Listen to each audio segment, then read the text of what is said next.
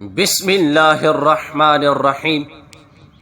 میرے محترم بھائیوں اور دوستو، حضرت ابو طبیعہ رضی اللہ عنہ کہتے ہیں کہ حضرت عبداللہ رضی اللہ عنہ مرض الموت میں مبتلا ہوئے تو حضرت عثمان بن غفان رضی اللہ عنہ ان کی عیادت کے لیے تشریف لائے اور فرمایا کہ آپ کو کیا شکایت ہے؟ حضرت عبداللہ بن مسعود رضی اللہ عنہ نے کہا اپنے گناہوں کی شکایت ہے۔ حضرت عثمان رضی اللہ عنہ نے فرمایا آپ کیا چاہتے ہیں؟ حضرت عبداللہ بن مسعود رضی اللہ عنہ نے ارشاد فرمایا میں اپنے رب کی رحمت چاہتا ہوں۔ حضرت عثمان رضی اللہ عنہ نے فرمایا کیا میں آپ کے لیے طبیب کو نہ بلا لاؤں؟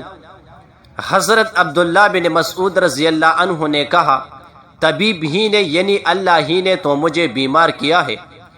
حضرت عثمان رضی اللہ عنہ نے کہا کیا میں آپ کے لیے بیت المال سے عطیہ نہ مقرر کر دوں؟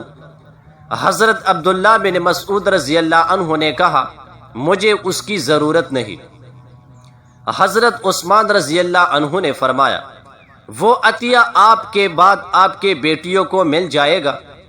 حضرت عبداللہ رضی اللہ عنہ نے کہا کیا آپ کو میری بیٹیوں پر فاقہ کا ڈر ہے؟